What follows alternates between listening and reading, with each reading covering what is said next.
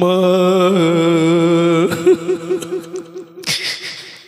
আমি চলে যাচ্ছি মা, মদিনা ছেড়ে দিচ্ছি মা।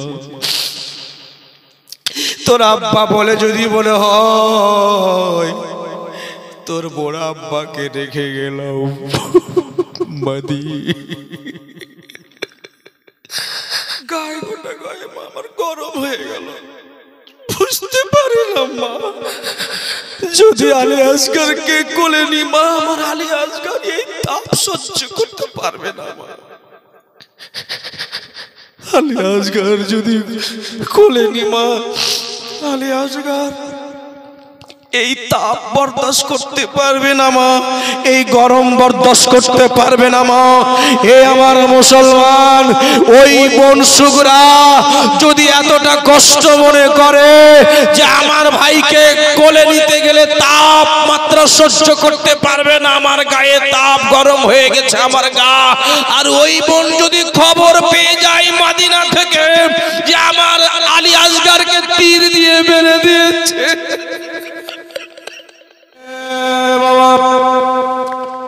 সালাম দেওয়া হলো। সালাম দেওয়ার পরে এবার যেন বাড়ি পৌঁছে গেল। রাত 1টা বুঝি বেজে যাবে। কতটা বাজবে? রাত 1টা বুঝি বাজতে যাচ্ছে।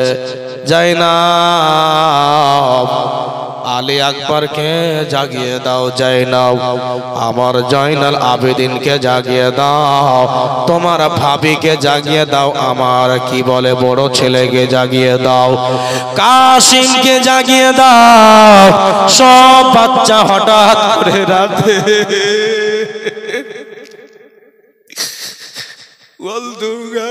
জাগে।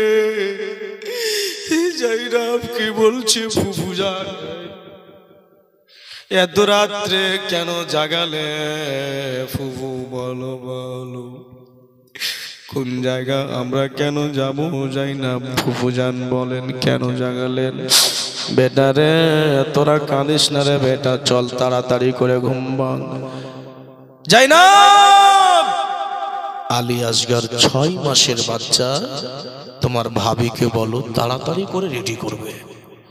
ফজরের আজান যদি হয়ে যায় আমাদের অনেক কষ্ট হতে পারে এই মদিনায়, আর গ্রামের কেউ যেন জানতে না পারে, কারণ ওরা যদি জানতে পারে তারাও সাথ ধরে নেবে আমাদের সাথে।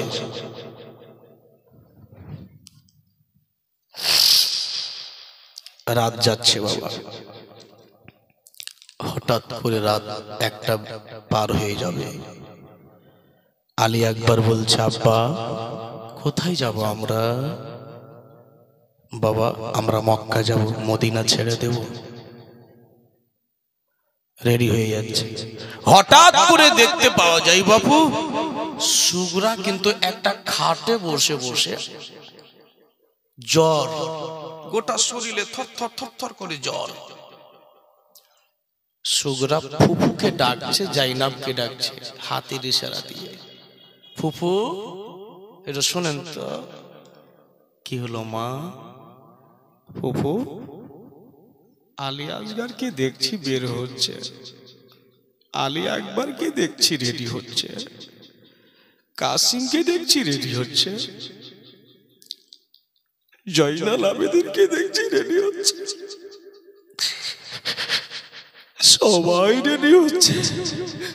সবাই যাবে কোথায় ফুফু একটু বলেন না? আমার আব্বা একবার আমাকে কেন বলে না? ও মা, আল্লাহর ওয়াস্তে বেটি মা, আমার কাছে কোনো জবাব শুনেও না মা, আমার কাছে কোনো কথা শুনেও না মা। বিগড়ে দিলে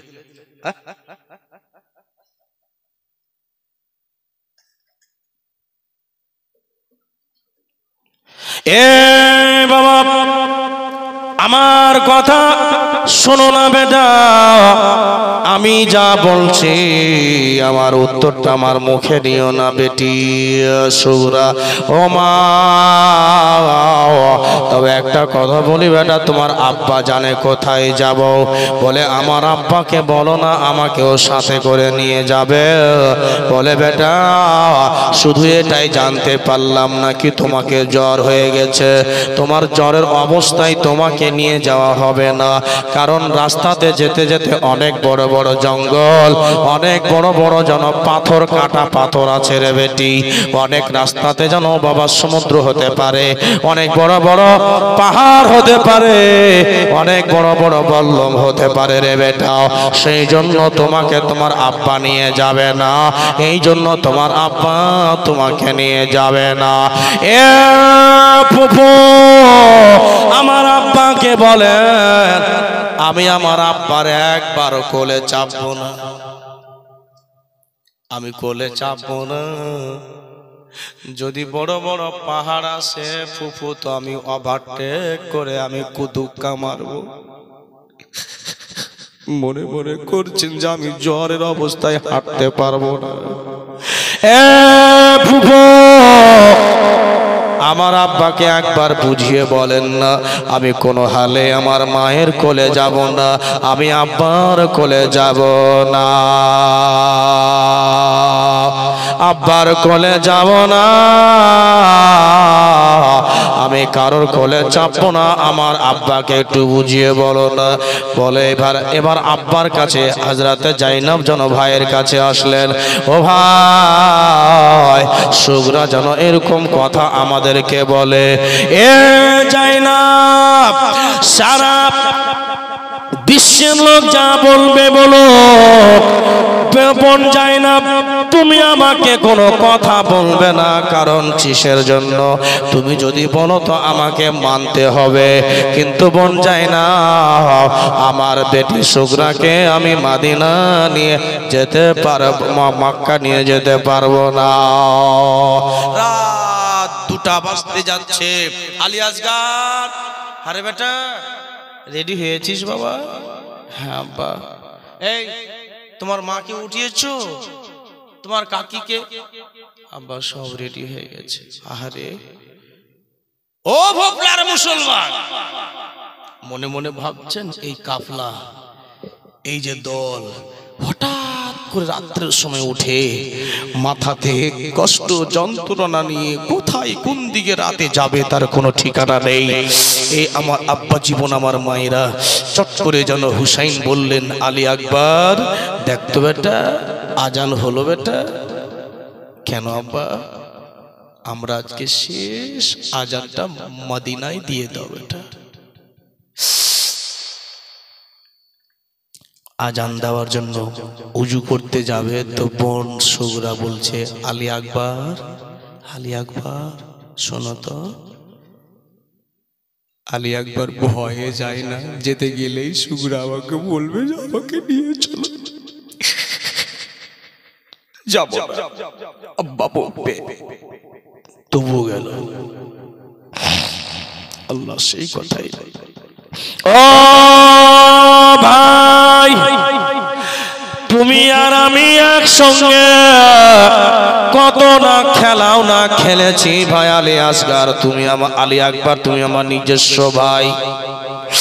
তুমি আর আমি কত কত ছোট ছোট ঘর বানাতাম আর ভেঙে দিতাম, কত কত একসঙ্গে খেলাও না খেলেছি আমরা, বাড়ি বাড়ি খেলেছি রে ভাই। তোমার সঙ্গে কতটা খেলাধুলা করেছি, ছোট্টবেলাতে আমরা কত খেলাধুলা করেছি। ও আলী আকবর বলো বলো একবার তোমরা বলো, আমাকে ছেড়ে তোমরা কোন জায়গায় চলে যাচ্ছ? এই ভাগে বলার পরে বাবা আলী আকবর বলছে, বোন আবার সুগরা আমি বলতে পারবো না, তবে আমার আব্বা জানে কোন দেশ যাব, কোন এলাকা যাব আমরাও জানি না। এ বাবা বিবি সুগরা জানে না আলী আকবর চিরজীবনের চিরজীবনের মতো ছেড়ে চলে যাচ্ছে, আলী আকবর চিরজীবনের মতো ছেড়ে চলে যাচ্ছে, আমার আব্বা চিরজীবনের মতো ছেড়ে চলে যাচ্ছে, যেন সগুরা জানে না। ফজরের আজান মসজিদে, আলী আকবর আব্বা আজান দেব আব্বা, ও বাপু ও লাল আমার। শেষ ইমাম হুসেনের মদিনায় আজান হয়েছিল, আলী আকবর আজান দিল, আসসালাতু খায়রুম মিনান নাওম। বলুন সুবহানাল্লাহ। আসসালাতু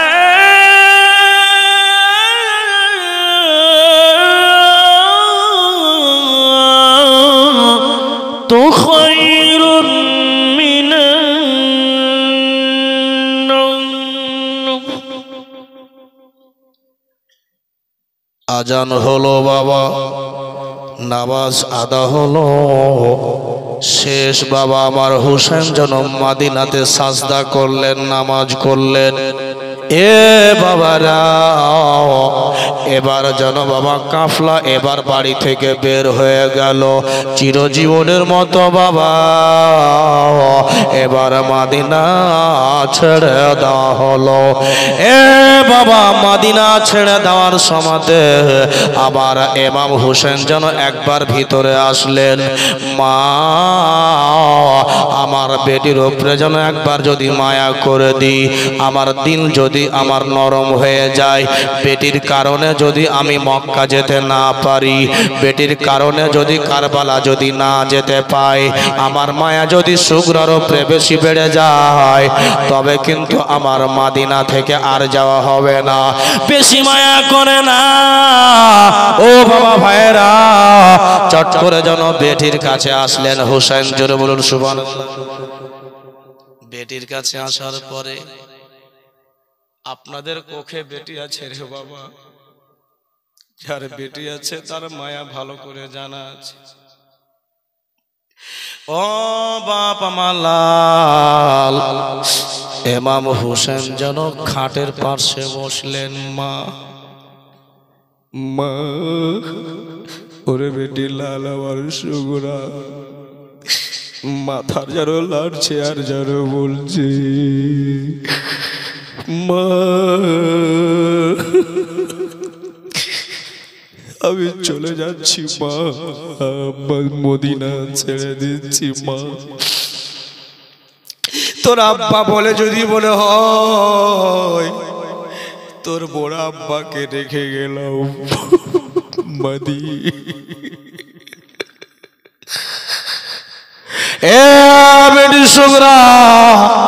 যদি তোমার আমাকে বলে মনে হয় বেটা, আমাকে মনে করিস না রে লাল, তোমার বড় আব্বার কবর গিয়ে তুমি কেঁদে নিও। সুগরা যদি আমাকে মনে পড়ে যায় বেটা, তবে আমার মা ফাতেমার কবর চলে যাইস রে মা।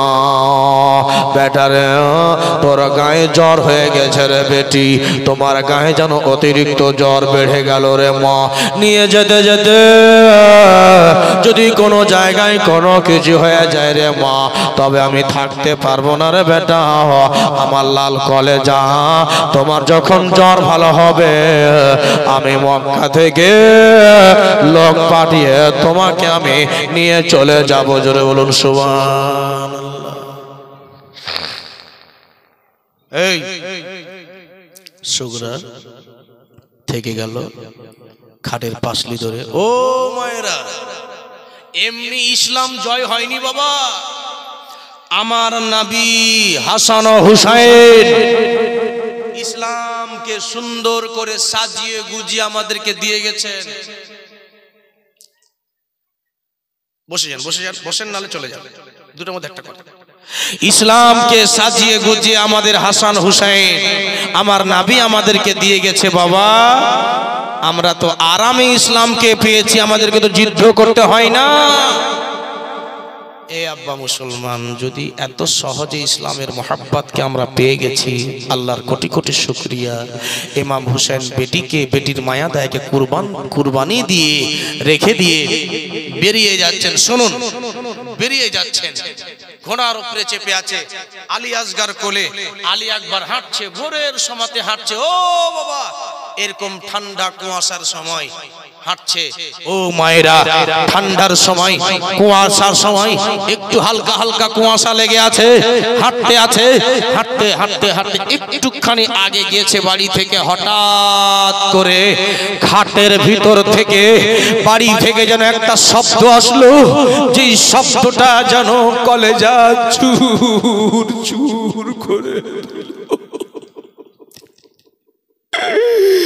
মা।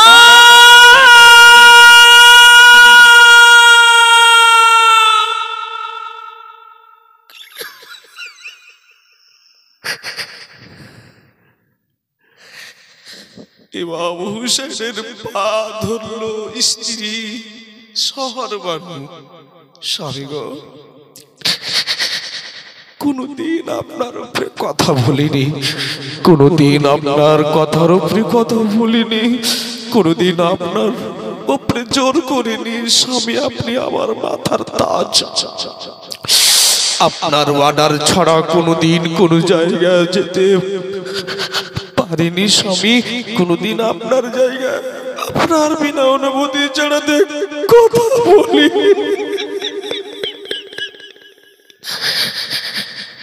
আজ একবার কাছে একটা আদেশ নিও স্বামী, আপনার ভয়ে আমি সুগরাকে দেখে আসিনি। মেয়ে আমার, ছেলে আমার মা বলে ডেকেছে, একবার যাব স্বামী দেখতে।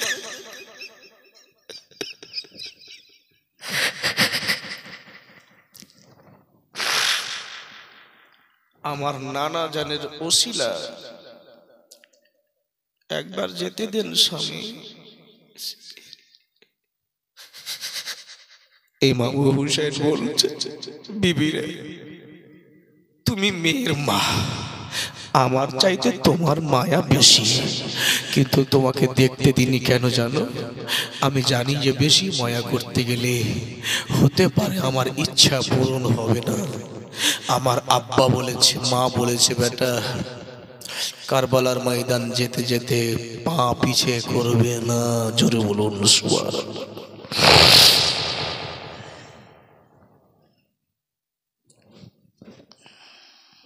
স্বামী গো, শুধু একটা ঝলক দেখবো, চলে আসবো। ও শহর বানু, ও আমার বিবি, যাও তাড়াতাড়ি করে যাও, বেশি মায়া করবে না, বেশি আদর করবে না।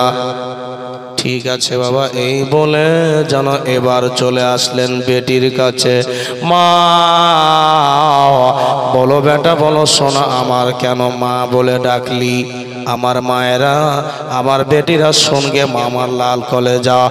এ বাবা, কলেজা ফেটে যাবে, অন্তর চুর হয়ে যাবে। তাড়াতাড়ি করে ইমাম হোসেনের স্ত্রী যেন মুসলমান বললেন বেটি সুগরাকে, সুগরা মারে, কিসের জন্য ডাকলি রে মা? সোনা বল আমার লাল। মা, ও মা,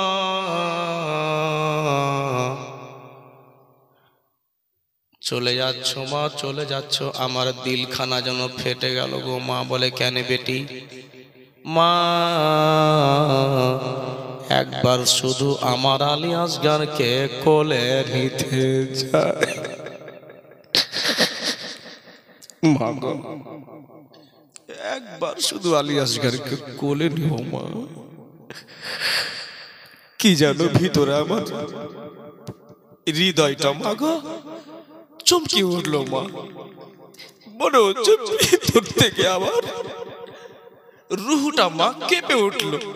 একবার আলী আসগারকে কোলে নেব, ডাকে না মা, ডাকে। আলী আসগারকে নিয়ে আসা হলো। এ বাবা, ও আব্বা, আলী আসগরকে নিয়ে আসা হলো, 6 মাসের বাচ্চাকে নিয়ে আসা হলো, 6 মাসের বাচ্চাকে নিয়ে আসা হলো। মা এমনি করে জানো বিবি সুগরা যেন হাতখানাকে বাড়াতে যাবে, আর ফাটাং করে হাতখানা যেন টেনে নিল। জোরে বলুন সুবহানাল্লাহ। কেউ কি জানেন, কেউ কি জানেন যে হাতখানা কেন টেনেছিল? কেন টেনেছিল?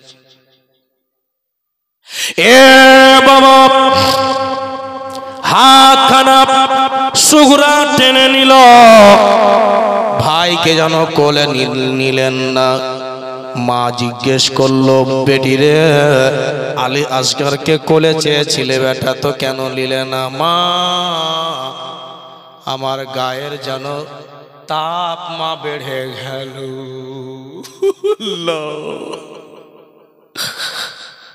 মা আমার গায়ের তাপ মা বেড়ে গেল, গায়ে গোটা গায়ে মা আমার গরম হয়ে গেল। বুঝতে পারিলাম মা, যদি আলী আসগরকে কোলে নি মা, আমার আলী আসগর এই তাপ সহ্য করতে পারবে না। মা আলী আসগর যদি কোলে নি মা, আলী আসগর এই তাপ বরদাস্ত করতে পারবে না মা, এই গরম বরদাস্ত করতে পারবে না মা। এ আমার মুসলমান, ওই বোন সুগরা যদি এতটা কষ্ট মনে করে যে আমার ভাইকে কোলে নিতে গেলে তাপমাত্রা সহ্য করতে পারবে না, আমার গায়ে তাপ গরম হয়ে গেছে আমার গা, আর ওই বোন যদি খবর পেয়ে যায় মদিনা থেকে যে আমার আলী আসগরকে তীর দিয়ে মেরে দিয়েছে,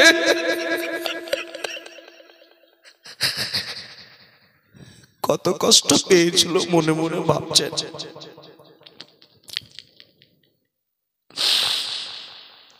মাগো নিয়ে যান। এই বাবা চললেন, দুরূদ পড়েন আল্লাহুম্মা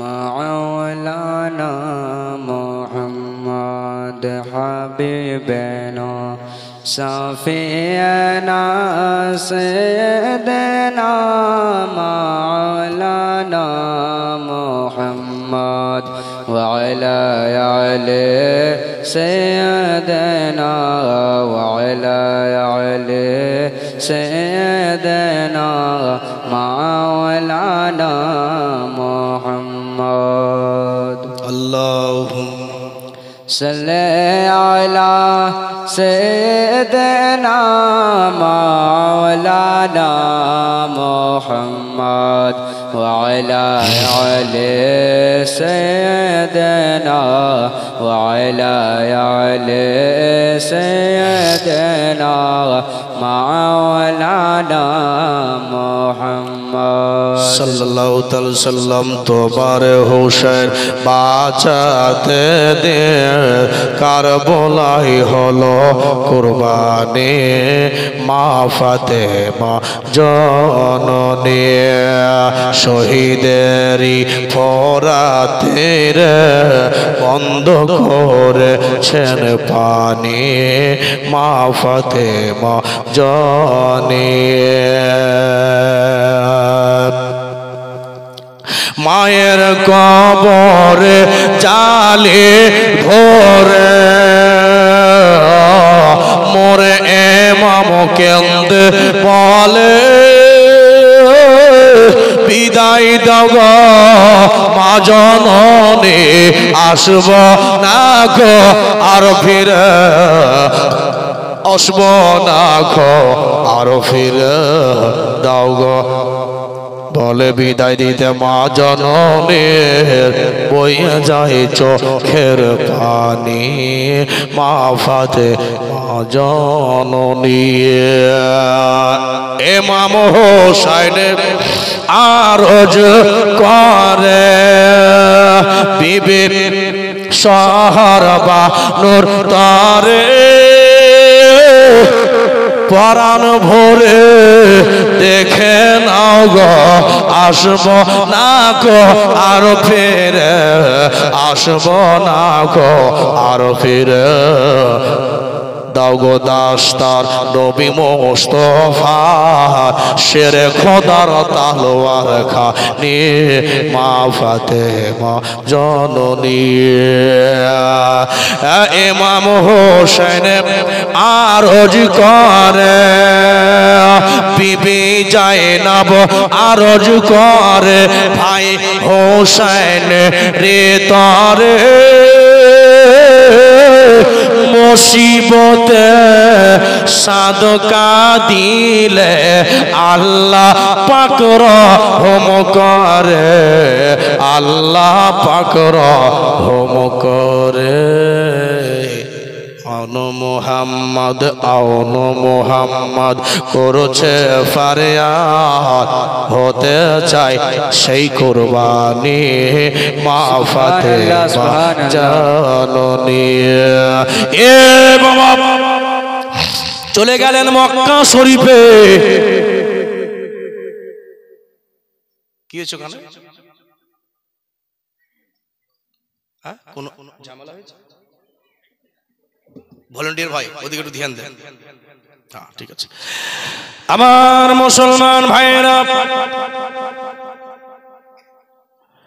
আল্লাহর নবী নাতি কাফলা নিয়ে মক্কা শরীফ চলে গেলেন ভাই আমার এদিকে ধ্যান দেন চলে গেলেন মক্কা আর যেমনি মক্কাতে শরীফ মক্কা শরীফে পৌঁছে গেছেন ভাই সব লোক খুশি হয়ে গেল সব লোক যেন আনন্দ হয়ে গেল সব লোক যেন মুসলমান আনন্দর সীমানায় সবাই খুশি হয়ে গেল হুসাইন আমাদের দেশে এসছে রে ভাই হুসাইন এসছে মক্কার লোকেরা তাকে স্বাগতম জানাই মক্কার লোকেরা সবাই খুশি হয়ে গেল বাবা মদিনার লোক দুঃখ হয়ে গেল মদিনাতে যারা ভালোবাসছিলেন হুসাইনকে তারা কষ্ট পেয়েছে মুসলমান আমার হুসাইনের সঙ্গে মদিনার কিছু কিছু লোক চলে গিয়েছিলেন মক্কা শরীফ পৌঁছে গেলেন কাফলা মক্কা ও ভাই এদিকে ধ্যান দেন যারা যাচ্ছে যাদের কিসমত খারাপ হয় তারা যাবে